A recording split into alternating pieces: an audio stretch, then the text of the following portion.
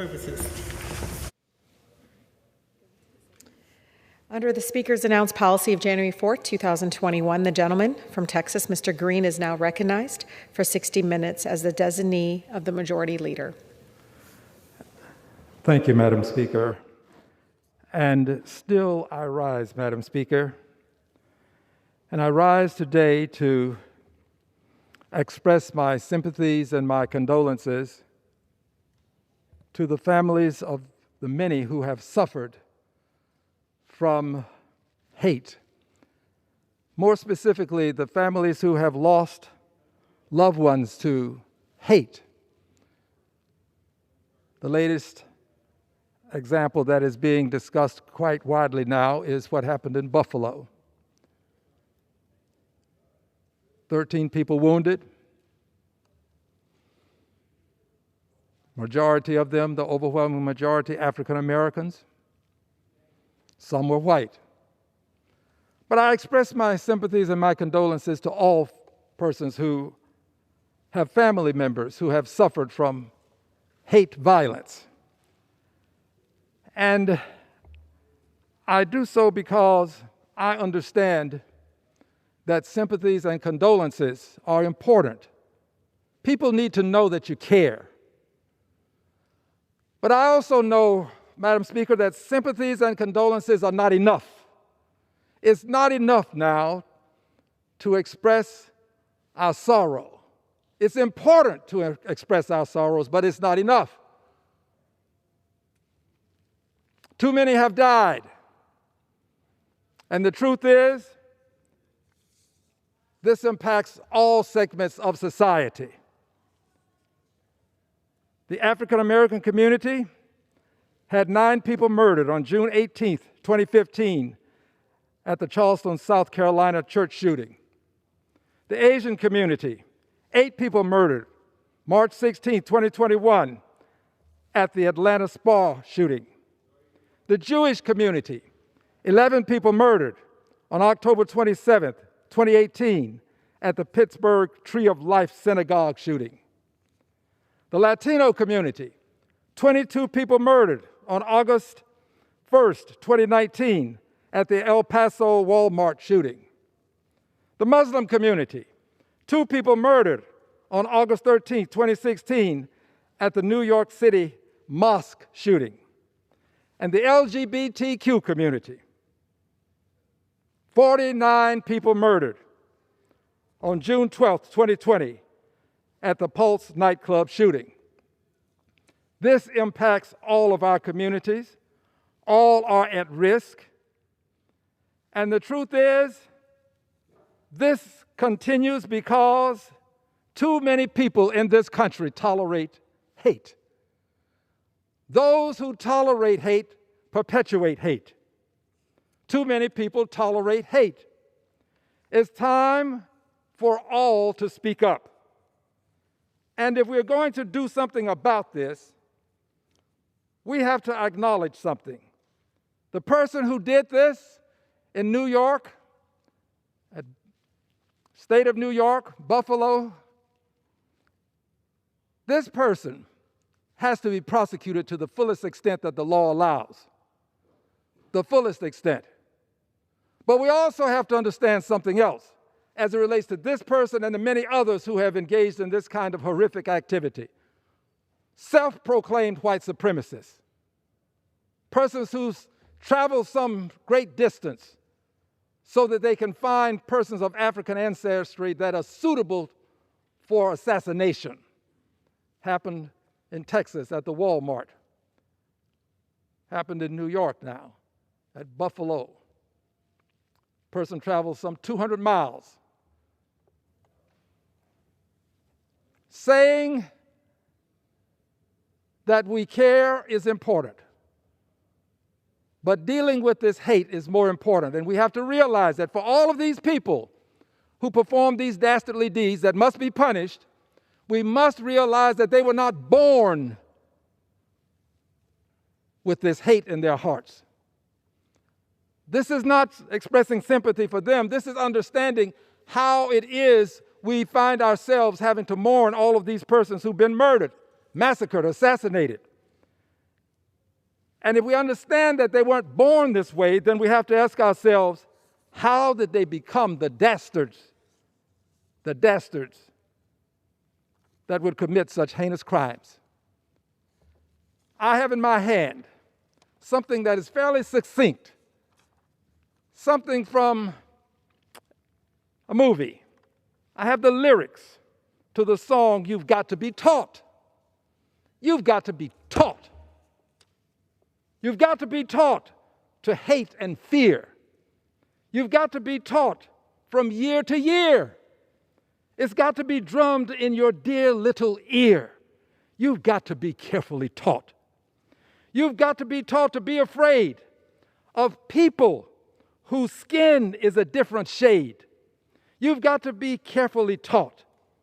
You've got to be taught before you're too late, before you're 6, 7, or 8, to hate the people your relatives hate. You've got to be carefully taught. Each of these persons was taught. Some at home from families who stated things in their presence that encouraged them to do these things. But today we have the problem of the internet and social media. Today we have the ability for young people, with and without their parents' knowledge, to receive information, disinformation, fabrications, insidious prevarications, to receive this kind of horrible information online, with and without their parents knowing. And it appears that there is a theory now, the Great Replacement theory, a theory that immigrants are going to replace white Europeans.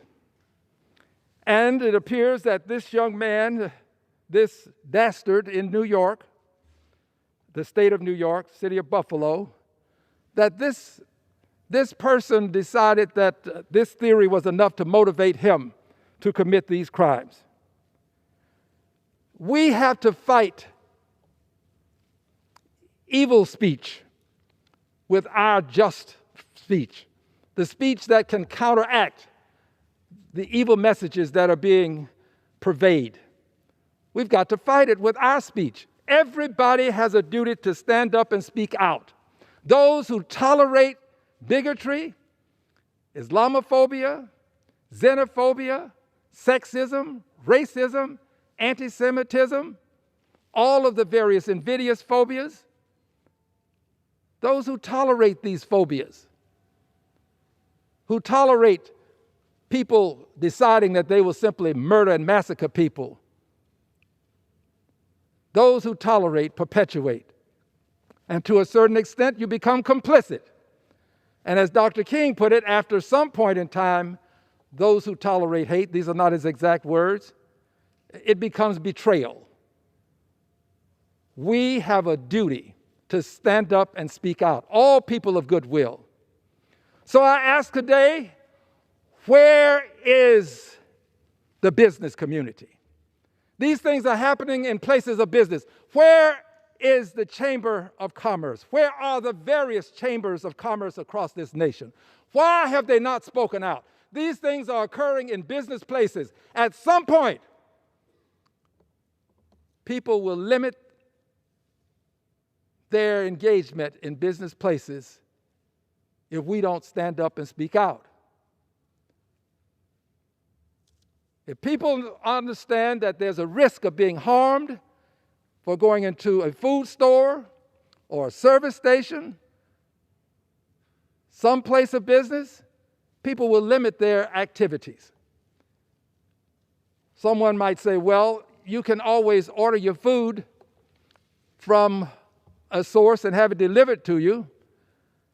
I contend that if you do this, or if you limit your participation, revenue will decline in places of business.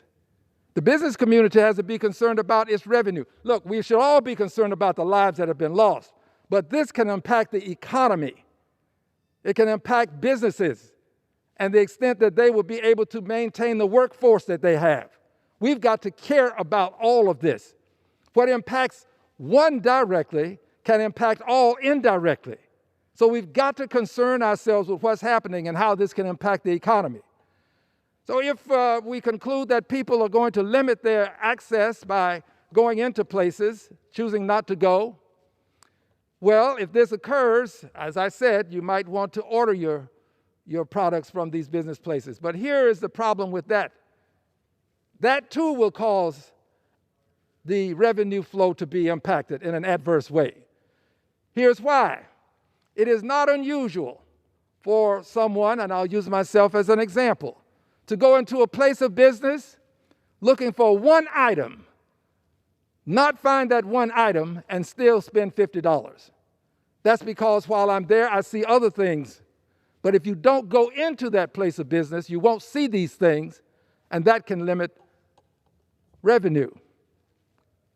If this continues, these mass shootings, there are people who won't want to live near certain areas. Property values can be impacted. Schools have already had mass shootings. People choose to send their children to schools where they think their children will be safe. This can all impact, all of these shootings can impact schools, places of worship, and businesses. So the business community has a duty to speak up. I have sent a letter to the Chamber of Commerce in Houston, Texas. I've sent letters to other chambers of commerce as well. In Houston, it's called the Partnership. And I am beseeching and imploring the Partnership to take a stand publicly. And please don't be afraid to say the words white supremacy. We, for some reason, want to allow this to just become another shooting, silo it, many people, not all, silo this shooting, and then we'll wait until there's another, we'll attack it, and silo that shooting.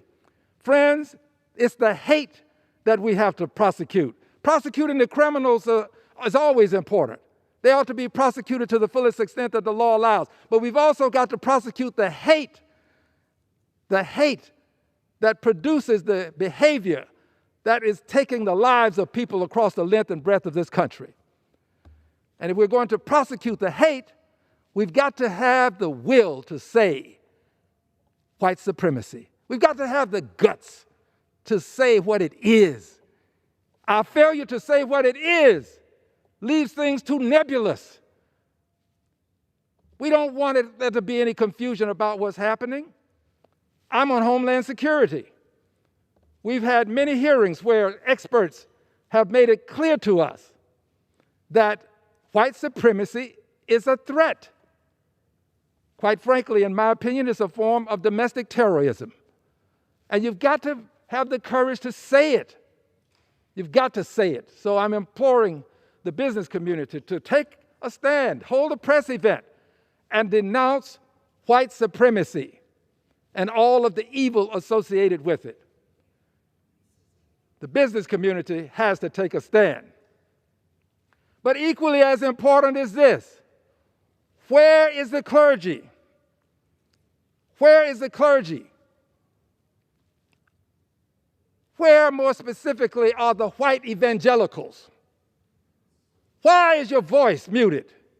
Why aren't you out front with other members of the clergy denouncing this openly out in the public?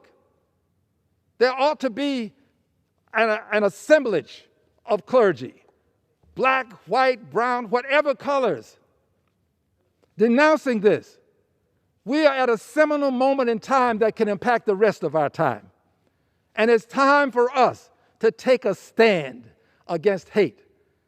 So I ask the clergy, I ask you, please do your part. Come be out with the business community, clergy and business community. It's important for this type of unity to take place. The words we say can make a difference.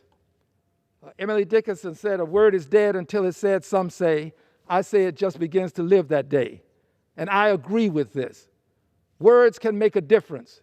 There are many other things that we can do. We can pass laws here, and we should, and we have.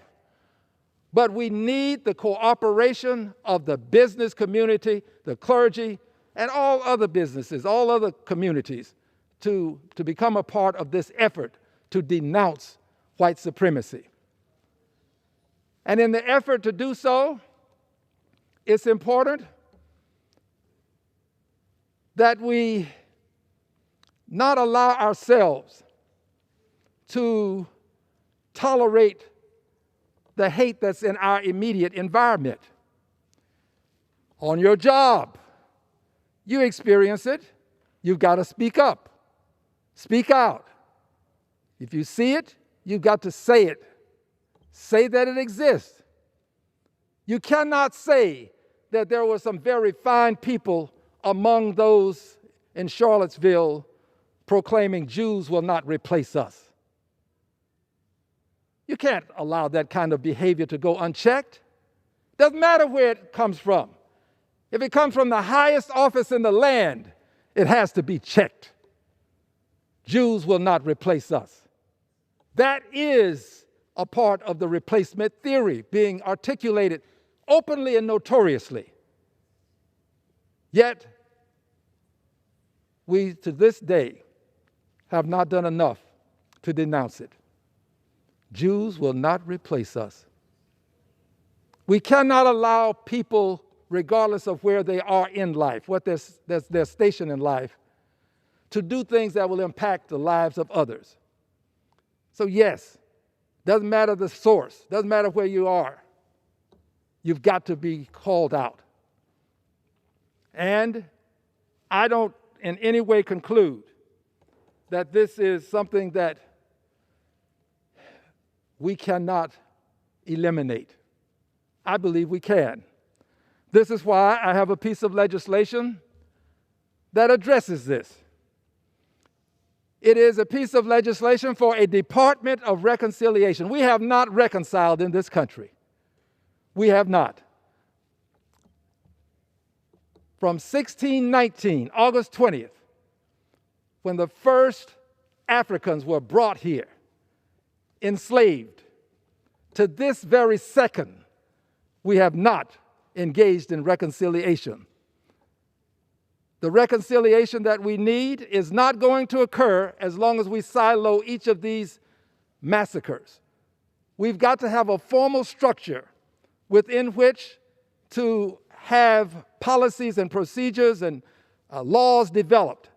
We need a Department of Reconciliation for this nation. Just as we have a Department of Labor, a Department of Commerce, a Department of Defense, we need a Department of Reconciliation. Just as we have a Secretary of Labor, a Secretary of Defense, a Secretary of Commerce, we need a Secretary of Reconciliation with undersecretaries. The department has to be funded. I've suggested that it ought to be funded by indexing it to the Defense Department, some percentage of the budget of the Defense Department, because the Defense Department will always be funded. Therefore, the Department of Reconciliation will always be funded. It's not going to occur overnight. It won't. I think that there are many other things that have to happen, and this Department of Reconciliation can be part and parcel to producing a climate, policies, if you will, such that these other things can happen. So if you've got something else that is very important associated with this, then let the Department of Reconciliation work that into the system. A Department of Reconciliation. The Secretary of Reconciliation would report directly to the President of the United States. And it would not be something that has a defined lifespan. We don't conclude that the Defense Department will sunset on a certain date. The Department of Commerce doesn't sunset. The Labor Department doesn't sunset. The Department of Reconciliation should not sunset, so that it can continue its work. Presidents might come and presidents would go, but the Department of Reconciliation, reporting directly to the President, would still be with us. We have not reconciled in this country. So I believe that with a Department of Reconciliation, something as simple as the Richard Russell Office Building, would become worthy of consideration. Richard Russell was a racist and a bigot, and we have an office building named after Richard Russell. The Russell Office Building, Senate Russell Office Building. That's a disgrace. It's a disgrace. We have the authority to change that, but we have not. It is our duty to change what we can. No one in this country can remove that name, saving people who hold public trust here in Washington, D.C. We ought to change that. Those who tolerate bigotry and racism and hate perpetuate it. We are tolerating the name Richard Russell on that building when we know what he stands for or stood for. And within the building, we have a statue in a rotunda devoted to Richard Russell. How long will this go on? There are some people who say, well, it's a good message, but they have all kinds of reasons for not wanting to take action right now. Wrong messenger. Good message, wrong messenger. Got to wait until we can get somebody that we have influence with to push this issue. Or you present it too strongly. Do it quietly. Why do people of color have to be quiet about the issues that impact them? Why do people of color have to find a way to get things done without being openly hostile to the things that are harmful to them? We have every right to demand that the name Richard Russell not be on that building. I'm not ashamed of the fact that I've got the courage to say that. The Department of Reconciliation could deal with it. Well, the father of American music was a racist. And we have tolerated this. We know it. We've looked at the lyrics, but we haven't changed it. This notion of the father of American music existing emanates from this house. It was in this house and in the Senate and signed by the president that we have a father of American music who was a racist. That could be changed if we had a Department of Reconciliation. I believe that we owe it to ourselves and to the generations to come, to posterity, if you will, to be bold enough to change these things and to have the courage to do so without having to demonstrate that we are afraid to do so. And there are many who won't do it. It's regrettable, but it's the truth. We have the power to do it, but only have to have the will to make the change. Those who tolerate bigotry, those who tolerate hate, those who tolerate racism, perpetuate it. And unfortunately, too many members with the power to make the change, not all, decline to do so for whatever reasons. I would hope that things will change, but if they don't, I'll be back again and again and again until the change that we seek takes place. I believe that Gandhi was right. Be the change you wish to see. I'm here to be that change. But I'm also reminded of what Maya Angelou has said in her poem about being the hope of the slave. There were people who died praying for a day that some African American would have the opportunity to stand here and be a party to making the change, not a party to acquiescing, but to making the change that can make a difference in the lives of not only black people, but all people. I love my country. I love my country. That's why I'm here, demanding the change. And I'm not afraid to say demanding the change. I yield back the balance of my time. The gentleman yields back. The gentleman yields back.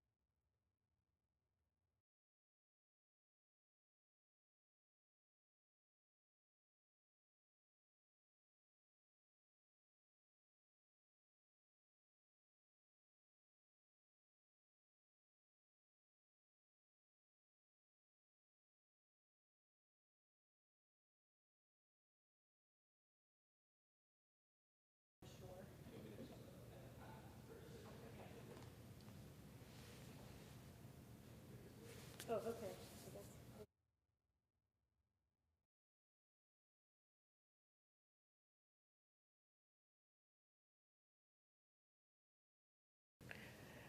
The chair lays before the House an enrolled bill.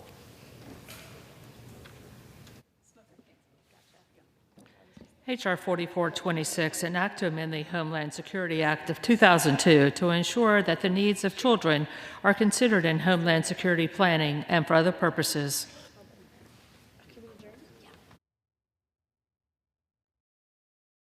Pursuant to Section 11B of the House Resolution 188, the House stands adjourned until 9:30 a.m. tomorrow.